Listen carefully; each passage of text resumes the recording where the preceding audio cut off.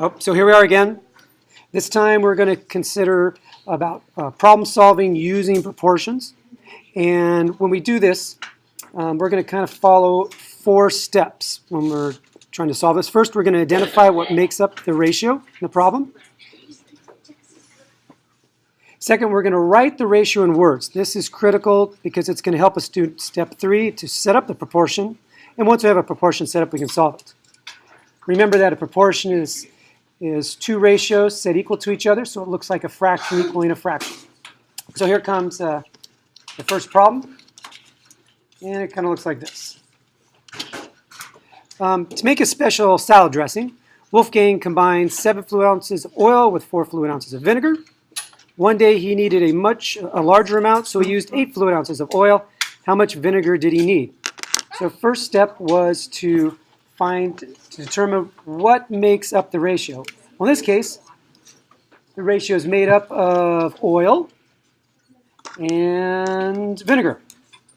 And it looks like the ratio they give you is given right here in this sentence. And then you also have, he makes another larger amount using 8 fluid ounces. And so the question becomes, how much vinegar does he need? So let's write out this ratio in words. So in words, the ratio would look like, we could write this as how much oil does he need to how much vinegar. So I wrote it in words, so this helps me to set the proportion. And remember, proportion is just one fractionally equal another. And so I have 1, 2, 3, 4 places I need to fill in. And I can fill in 3 of them with the information I have.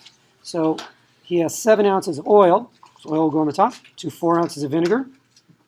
And then he makes a larger amount, so this is his recipe. And there's a larger amount, he has 8 fluid ounces of oil. Question is, how many ounces of vinegar does he need? So now that we have a proportion, we can go ahead and solve it. I'll use cross product. 7 times n is 7n is equal to 4 times 8, or 32. So I'm multiplying the variable by 7, so what must I do to undo it? I need to divide both sides by 7. And so I have n equals, and it looks like I have a little division problem I need to do here on the side. On all the problems you'll have to work with today, none of the answers go beyond the tenths place, which means that you may need to go to the hundredths place in order to round it. So how many 7s can I get out of 32? Well, I can get to 4. 7 times 4 is 28. And 32 minus 28 is 4. Looks like I'm going to have to add a decimal point and a 0 and bring that down. How many 7s can I get out of 40? I can get 5. 5 times 7 is 35. That leaves me with 5. I got one more 0.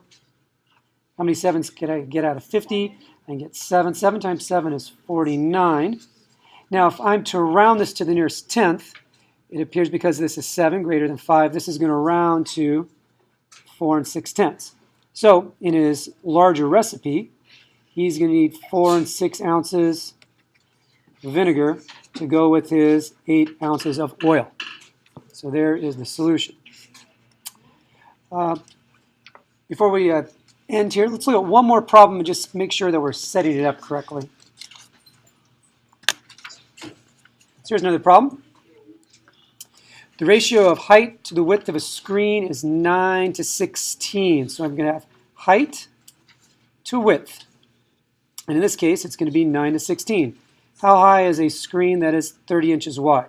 So here, in words, it looks like I'm comparing my height to my width. With that set up, I can write a proportion. And the ratio they give me is my height of 9 to a width of 16. And they're asking how high. Well, I don't know. That's how high I don't know. So that'll be my variable when the width is 30. So if I did my cross product again, I'd have 16n is equal to 9 times 30. And for